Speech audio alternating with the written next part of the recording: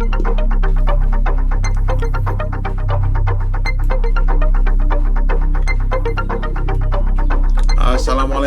dan selamat kembali ke FTV. Hari ni kita ada berita menarik ni daripada Reuters, di mana kita nampak CEO Volkswagen minta sambung kontraknya disambung. Ini bertarikh 27 hari bulan, ingat tarikh ni 27 hari bulan. Dan ini katanya telah meminta keluarga yang menjadi pemegang saham terbesar di syarikat kereta terbesar di dunia ni untuk menyambung kontrak beliau untuk membolehkan dia meneruskan tugas dia lah, iaitu untuk mengubah Volkswagen. Dia kata ni for him in a bid to break a deadlock to people. The deadlock ni yang menjadi dia punya key word dekat sini. So Volkswagen ni adalah salah satu syarikat yang sangat konservatif lah. In fact, most German companies or European companies dia konservatif pasal dia ada banyak peraturan dan sekian banyak level of supervision. So sukar untuk dia orang just tukar apa-apa. Jadi dalam ni dia kata bila telah meminta Piaget and Porsche family yang mengawal Volkswagen untuk menyambung kontrak bila pada tahun 2023. Dan sebenarnya DS ni pada awal tahun tu memang telah mendapat terpaksa melalui satu perubahan lah, di mana dia telah bukan lagi menjadi CEO kepada Volkswagen the brand, tetapi hanya sebagai CEO kumpulan Volkswagen. Jadi ini menjauhkan dia sikit lah daripada keputusan-keputusan secara langsung yang telah boleh dilakukan oleh kumpulan Volkswagen. Jadi ini dilihat sebagai salah satu deadlock lah yang sedang dihadapi oleh Herbert Diess dalam usaha untuk menukar Volkswagen menjadi syarikat yang lebih dinamik. Dan kita tahu Herbert Diess ni dia peminat kereta elektrik dan dia pun ada berjumpa dengan Elon Musk dan ada muncul beberapa kali di atas pentas bersama dengan Elon Musk, iaitu pengasas Tesla, dan bercerita bagaimana dia pun sedang cuba untuk mengubah syarikat Volkswagen menjadi syarikat yang lebih maju ke depan dari segi kereta elektrik. Dan katanya mungkin Diess akan memikirkan baliklah kedudukannya sebagai CEO jika tidak diberikan sambungan tersebut sekarang. Dia punya kontrak bukan habis lagi, kontrak dia habis tahun 2023 tetapi dia dah minta sekarang. Jadi permintaan dia sekarang ni adalah, saya rasa, untuk memberikan dia masa 5 tahun. Dia minta sambung ke 2025 lah kot kan. So dan dengan cara meminta itu dia nak tahu bahawa the board of directors ataupun lembaga pengarah di belakang dia lah nak menyokong dia. Dan antara perubahan-perubahan yang dia nak lakukan ni sebenarnya banyak dan dia sekarang sudah berada di situ selama 5 tahun lah. Dan ini dilihat sebagai salah satu mungkin ultimatum yang diberikan lah oleh, mungkin they might look at it as an ultimatum from Diess, and kita kena tengok apa yang berlaku lah. Kalau dia dapat dia punya sambungan ini, makna satu perubahan besar akan berlaku di Volkswagen lah. Jika dia tak dapat dia punya sambungan ni, mungkin kelihatan dia mungkin akan letak jawatan. Obviously lah, you dah minta extension, kalau you tak dapat takkan you nak stay lagi kan. So mungkin dia akan letak jawatan lah, ataupun tak tahu apa akan berlaku. Dan ni kita tengok apa yang dia sedang hadapi sekarang ni.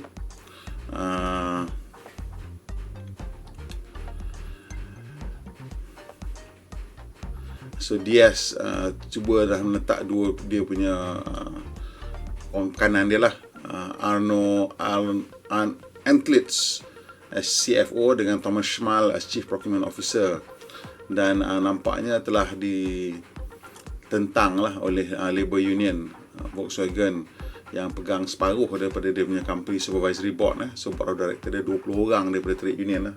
So memang the trade union in Germany sangat-sangat kuat lah. Dan ini salah satu sebab kenapa dia orang punya industri juga kuat, because they work together. So setengah orang kata trade union makes everything weak. Tak, I think kalau you buat betul, dia akan menjadikan ianya lebih kuat lah. But of course, ini tak bermakna dengan ada trade union you boleh jadi malas lah. Ada trade union tu you cuma jaga hak you dan bila kita dapat lebih banyak hak, maksudnya lebih banyak tanggungjawab lah. So you kena kerja dengan lebih keras lah kalau you nak lebih hak. So that's what's happening in Volkswagen. So anyway,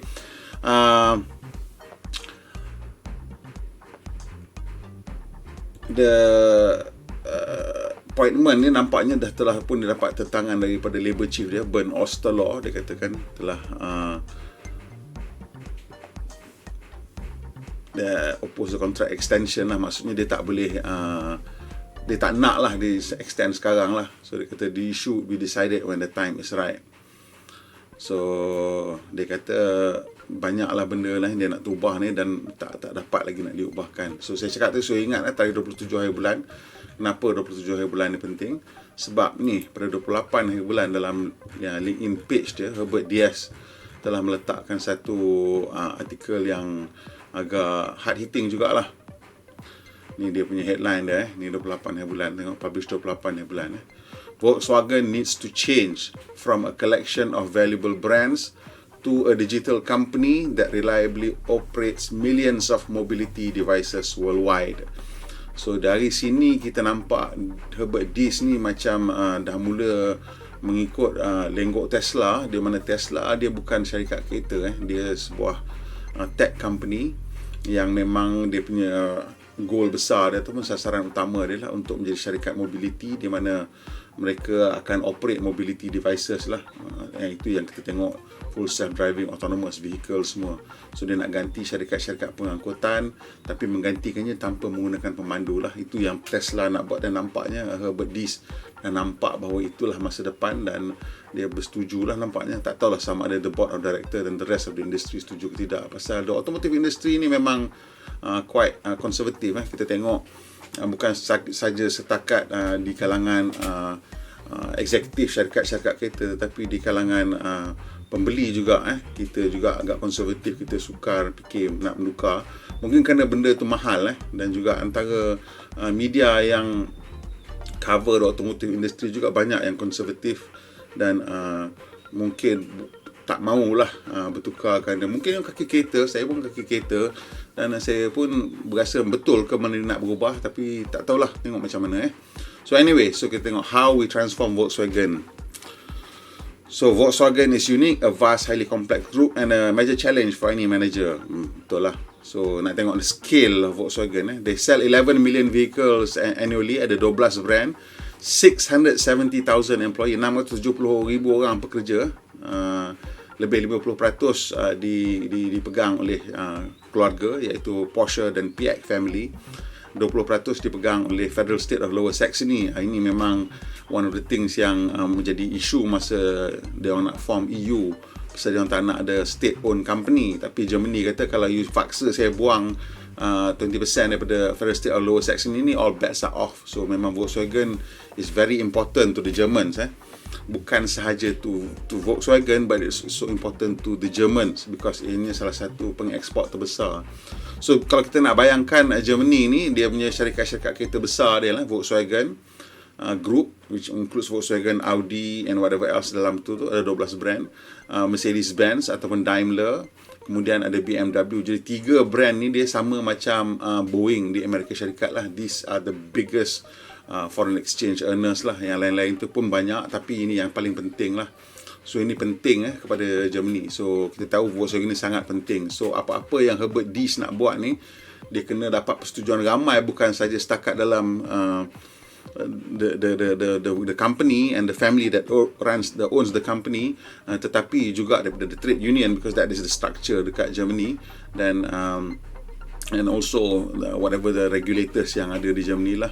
Dan kita tengok cerita trade union ni, dia orang dah start komplain pasal Tesla. Tesla baru nak pasang kilang, dia dah start komplain pasal Tesla tak ada union. Tesla tak believe in union. Tapi dalam dia orang komplain tu, dia orang tengok bila keluar iklan tu susah sikit nak kata apa, sebab Tesla offering higher salary than even in the surrounding area dekat Berlin tu. So it's ni lah. So anyway, the last big name yang run Volkswagen ni was Ferdinand Piaget. Ferdinand Piaget ni I think one of the 4th generation or 3rd generation Porsche Piaget family lah. This is actually from the family, and he was a fantastic engineer, and he pushed the company, and they were trained to compete internally lah. So salah satu produk-produk yang besar yang berlaku zaman Piaget ni, including the Phaeton, ingat kan, the limousine tu, and all the VR engines, itu semua berlaku zaman Ferdinand Piëch lah. And all the sekarang ni kita tengok TSI engine sekarang yang ada ni semua zaman Ferdinand Piëch lah. So they are a very technologically advanced company when they want to be lah, when it comes to internal combustion engine yang memang antara yang terbaik lah. Dan quality dia pun memang bagus, and that is why dia orang semua sekarang ni antara syarikat kereta terbesar di dunia sekali dengan Toyota. Toyota takes a slightly different approach to Volkswagen, di mana Toyota is maybe a little bit more conservative, because bukan in terms of dia punya engineering, bukan in terms of dia punya say business model. I think it's more in terms of the engineering, sebab Toyota is more about reliability and offering good value for money lah. Jadi bila you nak try to control cost and nak provide reliability, itu dah obviously apa benda yang you nak offer in terms of specification has to be a little bit more conservative lah. So anyway, the Volkswagen Group ni besar. Tak nak tahu besar mana, dia kata the group's fleet of cars emits roughly 1% of global CO2 emission. Tu dia punya banyak, the whole company punya CO2 emission 1%. So dia orang nak try lah. Dia kata my goal for the future is clear, leading the group into sustainable and successful future. Global transformation industry will take roughly 10 years with or without Volkswagen. Ni bukan saya cakap ni, Herbert Diess cakap sebelum ni saya ada sebut 10 tahun tu, sebab kita dengar ada expert cakap lah, bukan saya punya pendapat lah. Saya jarang sebut saya punya pendapat sendiri lah, pasal saya tak tahu So ini Herbert Diess ni cakap the global transformation in the industry will take roughly 10 years with or without Volkswagen. To mitigate climate change, we must electrify our powertrains. Advances in artificial intelligence, especially in situational perception, will soon replace drivers with a global neural network that will make individual mobility sustainable, incredibly safe and convenient. Itu dia punya, kat situ cerita dia sebenarnya. So dia orang nak ubah gerak ke arah elektrik.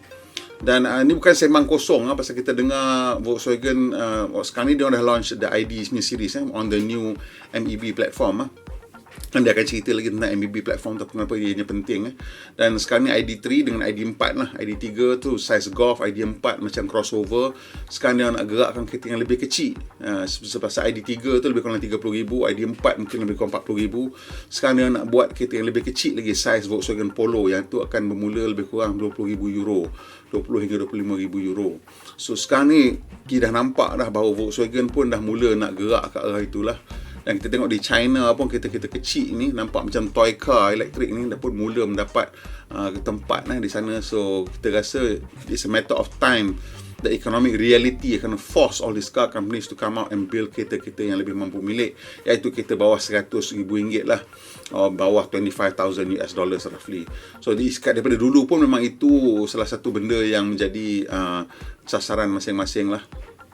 Jadi untuk menghasilkan kereta yang lebih kurang market price bawah $25,000 ni, ataupun 25,000 euros ni, the cost of everything, the bill of material in the car usually cannot be more than maybe 5 or 6,000 euros lah. So dari situ kita akan tengok macam mana dia orang terpaksa lakukan ni. Pasal itu cost bill of material, tak campur development bla bla bla bla. Bila dicampur all of that, starting with 5,000 euros of bill of material, $25,000 selling price ni, euro selling price ni, the margin in the end that they will get is about maybe 15, kalau cakap 20%. So nampak macam banyak, tapi kena campur gaji, R&D and distribution cost and everything lah. So in order to succeed in the world and protect the prosperity of many people, including those outside the group, at our business partners and suppliers, VW has to change utterly. From a collection of valuable brands, and a fascinating combustion engine product that thrill customers with their super engineering, to a digital company that reliably operates millions of mobility devices worldwide, communicates constantly with customers and improves services, comfort and safety weekly or ideally daily. So yang ini ceritanya improving services, comfort and safety weekly or ideally daily ni tentang, saya rasa lah, over the air update lah. Ini je yang boleh melakukannya perubahan setiap minggu ni lah. Resistance should only spur us on. Sekarang dia dah cerita masalah dah. For me, as the CEO, the executive team, and managers and managers who appreciate the situation for what it is, the key question is, how can we get this vast group with all of its stakeholders to rethink its values, its views, radically change its priorities, and strive to develop new capabilities in spite of current success. Ini masalahnya tentang Volkswagen ni. Is their success. Sama dengan Toyota, the problem at Toyota is their success. Once you're successful, susah yang nak gerak ke mana lagi nak gerak. Pasal you're successful, kenapa you nak ubah kan? Why should you change tact when you're leading? We are no startup. Our structures and processes have been developed organically over decades. And many are now antiquated and complicated. Biasalah, dah besar tu mulalah kan dia jadi croaking with bureaucracy. Above all, we have a range of different interests and political agendas in the group. Ni betul lah, pasal ada yang labor union, ada yang owned by the state, and ada yang owned by the company, dan also ada yang owned by the public. So it's a very complicated situation dekat Volkswagen. Even more difficult and complex. They make this undertaking already a major challenge, even more difficult and complex. However, any resistance should only spur us on and motivate us. So dia dah decide, dia kata I don't care, you resist, kita still nak push forward. Because one thing we lack when I took up my position at Volkswagen 5 years ago, and which is still in short supply, is time. So about 5 years ago, bila Herbert D sambit tu is after Dieselgate lah. Jadi Dieselgate ni berlaku apabila Volkswagen kantoi, the group kantoi cheating with their emission lah, di mana kereta-kereta dia orang macam tahu bila dia tengah diuji, iaitu dia tahulah dia punya cycle macam mana kan. Bila dia tahu benda tu tengah melalui ujian, dan dia akan revert to a particular engine parameter yang mana it will result in very clean output lah. Tapi bila atas jalan, pasal dia basically dia tengok throttle position lah. Kalau untuk testing, the throttle position tu mau control lah, so dia akan achieve certain speeds dan RPM, and let's duduk. Tapi kalau kita bawa dia mau erratic, so dia akan tahulah. So bila dia tengok is testing punya mode, dan dia akan pergi the clean mode. Bila driving mode biasa, dia akan pergi the normal mode lah, which is dirtier. So as a result of that, Volkswagen kena denda macam-macam lah. Dan salah satu yang dia punya denda ialah dia kena belanja $2 billion untuk set up charging network in the US, Electrify America namanya. So itu pada saya itu salah satu benda yang nampak macam buruk, tapi sebenarnya is a lucky break for Volkswagen, sebab dia paksa dia orang untuk masuk ke dalam dunia elektrik. So apa benda yang dia nak buat ni kan? So dia kata one thing that we lack when I took up my position at Volkswagen 5 years ago, which is still in short supply, is time. Pasal 5 years ago is 2015, masa tu Tesla bermula lah untuk mengorak langkah menghasilkan kereta. Model S dah keluar masa tu, Model X baru nak keluar, and then yang baru-baru ni lah. Volkswagen was already late to market with electrification and digitalization in particular. That's why we started radically thinking our strategy 5 years ago, plotting a new course for the future. A new strategy can only be implemented on a broad base with support from all managers and stakeholders. Itulah dia punya istilah kan. Ini integration lah. Integration is some management punya method where they break down and question whatever their processes are. Is by Professor Fredman Malik. And Fredman Malik punya idea ni so good to Herbert D, dia panggil Fredman Malik untuk organize workshop for the Volkswagen brand lah. Jadi ini masa dia baru masuk lah. Dia kata bila during that workshop tu, we were then forced to they had to force the workshop because of the manipulation, the Dieselgate. So anyway, dia kata we had major problems in the core VW car brand. Model range was outdated. Itu dekat Latin America, pasal dekat Latin America they didn't spend money developing the new models because limited price. Dia orang tak boleh increase the price. Or unsuitable in the USA. USA unsuitable because kereta dia orang mungkin kecil ke, tak cukup SUV ke, pasal kat sana dia orang nak lebih macam tu kan. And kat Malaysia apa sebenarnya is dia dua lah, outdated and unsuitable. Dua-dua sekali ada. Outdated macam the Polo sedang, tu outdated for us sebenarnya, tapi sesuai maybe untuk market India, because itu much more developing market compared to us, a little bit more developed than India. And that's not to say apa pun, it just means that kita have nicer roads and slightly higher disposable income, so kita nak kereta yang lebih cantik. And also because kita punya cukai ataupun harga kereta di Malaysia ni tinggi, oleh sebab itu kita tak nak beli kereta yang basic sangat lah kan. Why would you want to pay so much money already for a basic car? Saya kira kita tengok kereta-kereta mewah pun, Volkswagen, Mercedes-Benz ke, Audi ke, BMW ke, banding dengan yang available in Singapore. Kat Singapore ada kereta basic basic car Mercedes, sini tak ada. Dia start daripada mid range to the more expensive one because of that price differential lah. Kat sana dia orang bayar tu cukai separately so itu different story. Dia orang bayar cukai in terms of dia punya number plate lah. So kereta tu sendiri harga dia rendah, tapi number plate tu harga mahal. So mungkin kat situlah kalau the government wants to change it, mungkin dia buat macam tu lah, saya tak tahu. Anyway, so unsuitable. So margin dia kata some market below 2%, not enough to even refinance current operation, never mind make key future investment. So dia ambil 42 orang sini exact masa 2015 ni. So what do we have to do?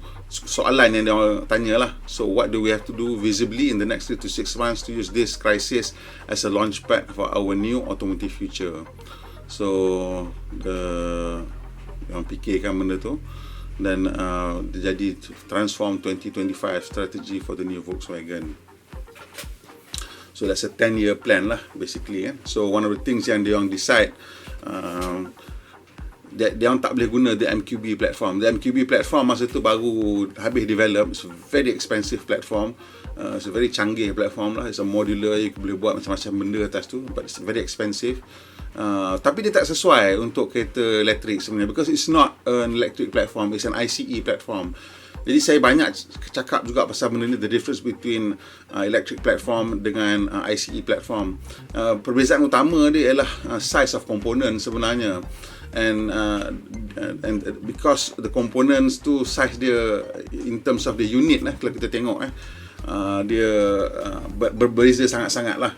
So kalau kita tengok engine tu dia satu unit, dia tak boleh kecilkan lagi dah. Kalau you buat engine 4 silinder besar tu lah, bongkar dia yang ada crankshaft, ada block, ada head, dan sebelah dia pula ada gearbox. So gearbox tu besar tu lah, bongkar dia tak boleh kecil lagi dah daripada tu. Itulah yang paling kecil yang boleh buat. Berbanding dengan kereta elektrik, di mana kereta elektrik dia punya komponen dia yang paling besar ialah elektrik motor. Bateri tu komponen dia kecil, tapi dia banyak. Nampak tak beza dia? You boleh atur bateri tu tempat lain-lain kalau you nak lah. Kalau ada cara yang you nak buat, you boleh atur, spread out the battery the different ways.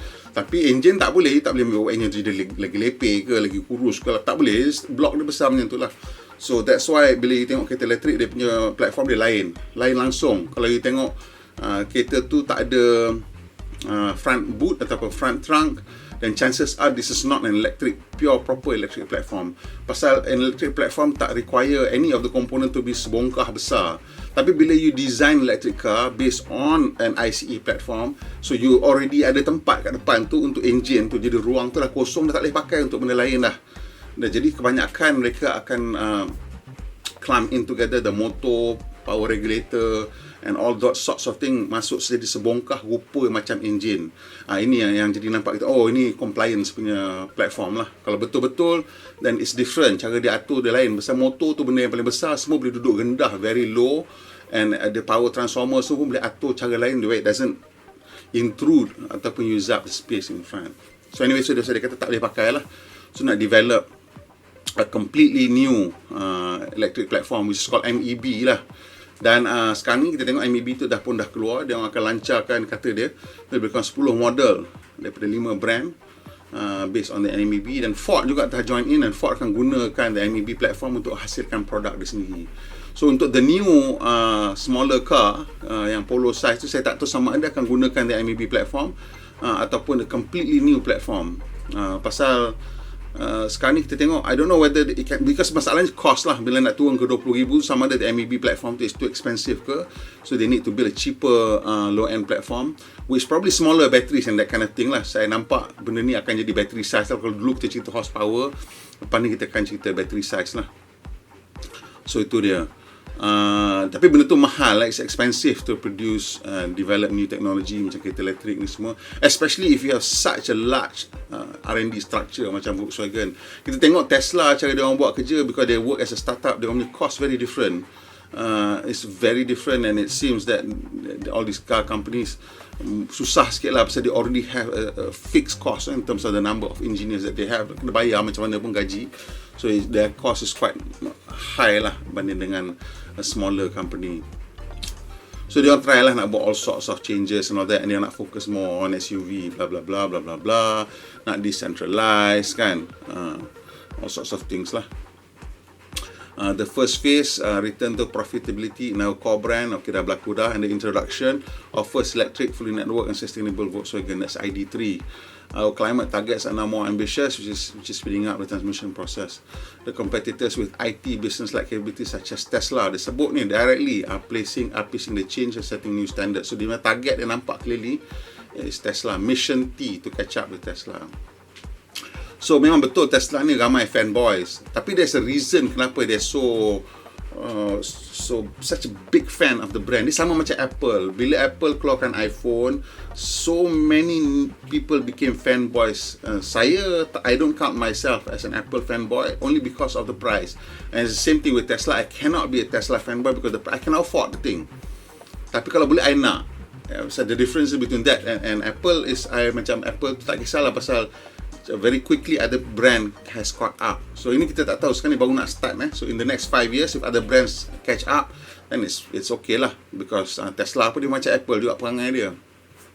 So as a result, we had to tailor Volkswagen's strategy to keep up with these new competitors. To this end, we organised a second workshop with Professor Malik in 2020. Senior executives from Volkswagen, Audi and Porsche were involved in Mission T, as it was dubbed. The event revolved around how we can catch up with Tesla, a company focused exclusively on the future without a traditional car business. Its Silicon Valley style ecosystem is influenced by software capabilities, focus on technology and risk culture. The workshop held over 3 days under special constraints with mask and social distancing due to COVID-19 pandemic. This second workshop with Professor Malik in April 2020.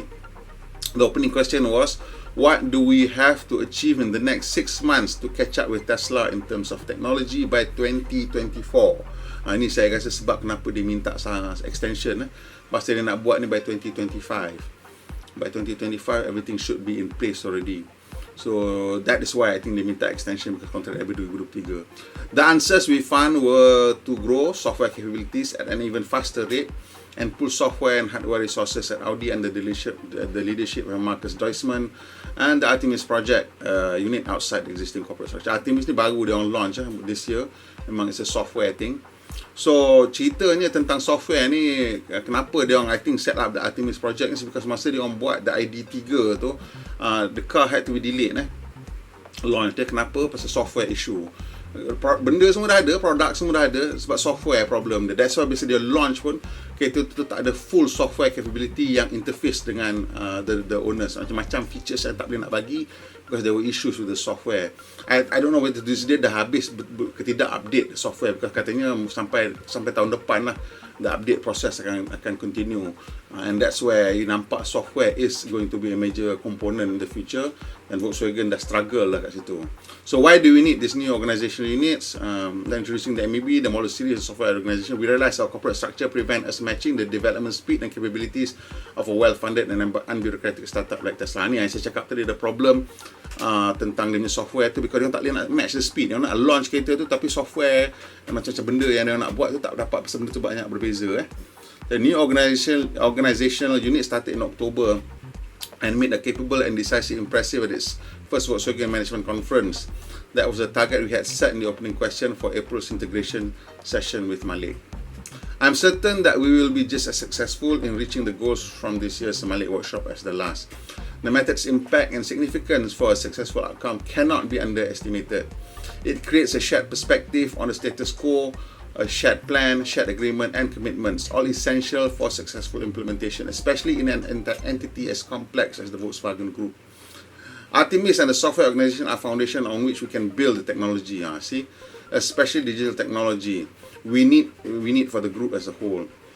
This will turn our cars into digital devices that will offer mobility customers unprecedented new options, safety, comfort and sustainability.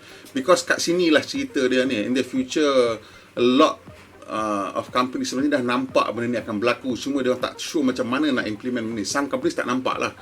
Toyota dah nampak.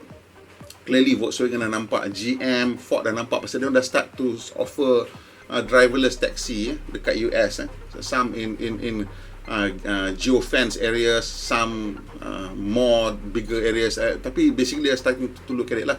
And jangan lupa Toyota invested $1 billion atau bukan ringgit in Grab. Maka dia nampak dah ride sharing ni dah akan menjadi the future lah. So ultimately ride sharing, bila you tak ada driver, then it becomes robo taxi lah. So that's what it is. So dia orang dah nampak benda ni. So digital services ni dalam kereta tu lah. So bila you duduk dalam kereta tu, maybe what you can order is the car datang dengan food siap-siap. If let's say you're going on a long journey, kita tak tahu sih. Or you can order the car with the entertainment package. You dah pilih lagu apa you nak, movie apa you nak dalam kereta, because you tak payah drive. So you can offer all that. So the car, let's say you're going on a 3-hour journey balik ke Penang ke, you can turn it into a movie theater, lengkap dengan makanan, dengan apa semua. So when you get to Penang, you've already watched one movie, dah makan, dah kenyang. Or you can decide that you nak kereta tu macam sleeping area, because you travel malam sampai esok pagi. And you can ask for the car to travel maybe a bit slowly. Pasal kalau you tengok kereta api pun sama, night trains travel more slowly supaya kita sampai at a reasonable hour. So you can make the trip from here to Penang last longer, and while the car drives more slowly ke whatever like it needs to do kan. So then you arrive in Penang. So all sorts of things yang kita boleh lakukan yang kita tak terfikir sekarang ni. So ditambung lagi, I adapted my leadership for Volkswagen. Volkswagen's corporate culture is another crucial aspect in the transformation process. When I started in Wolfsburg, I was determined to change the Volkswagen system. What I mean by that is to break down antiquated structures, terus bantai, and make the company more agile and modern. With the support of many equally motivated people around me, I succeeded in doing so in several areas, but not in others, foremost among them at our corporate headquarters in Wolfsburg. I have brought about a lot of change and achieved a positive outcome throughout my career with my personality. At times confrontational by highlighting and addressing problems, which is doing right now, and action needed directly. Some of these changes have been vital to the companies in question, as was the case at Volkswagen. Of course, I have also reassessed my leadership style during my 5 years at Volkswagen and have now adapted it for Wolfsburg. Experienced executives familiar with the Wolfsburg system have more responsibility now. Gunnar Kilian, Ralf Brandstatter, Thomas Schmal, Christian Vollmer, they know how things work in Wolfsburg. Their style is less confrontational and more empathic. So dia tahu, dia faham. Sometimes dia too confrontational, so dia panggil kawan-kawan yang less confrontational to do some of the work maybe. The most valuable company will be a mobility company. The future of the automobile is exciting and fascinating. In around 10 years, we will have self-driving cars. Itu kata dia. And saya have no reason to doubt that, because kalau kita tengok Tesla FSD, whatever that their video yang kita nampak sekarang, it's 75 to 80% there.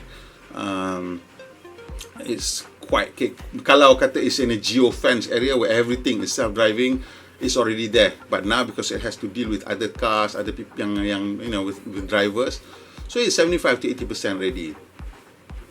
For many companies, the journey to this destination will be challenging. It certainly will be for us at Volkswagen.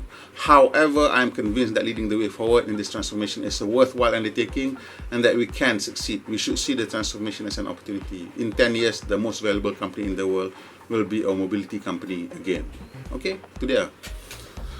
Quite an interesting article at LinkedIn and previously dekat Reuters tu. So 27 hari bulan keluar berita dia minta, 28 dia keluar cerita ni. So memang clearly the same issues everywhere lah. Shareholders are more focused on maybe sustaining profitability, whereas if you want to move forward right now, maybe Volkswagen kena clock some losses on the paper as they put aside a lot of money for development. Mercedes-Benz nampaknya pun Daimler has recorded losses for I think 1 or 2 years already, sebab they spend so much money on the future creating, katanya lah, electric cars. Yang tak nampak lagi pasal sekarang ni apa yang ada hanya compliance cars. The EQS will be the first full proper electric car designed from the ground up, and Mercedes-Benz always move with the S-Class. So the EQS, saya rasa during the midlife update of this current S-Class, we will come out as the new generation then there'll be a nice overlap for those yang nak benda baru, boleh ambil the EQS and enjoy something completely different from what they have right now, iaitu electric S-Class. Okay, sampai situ saja kita punya vlog kita hari ni. Ni ada satu yang berbeza sikit and kalau rasa awak dah tengok sampai sini, kata terima kasih banyak-banyak. Dan kalau bermanfaat, kongsi dengan kawan-kawan. Kalau dah subscribe, thank you. Kalau belum subscribe, dan tekan butang bell supaya dapat maklumat terkini bila kita buat video terbaru. Pemandu Malaysia, pemandu yang berhemah. Kita jumpa lagi, insya-Allah.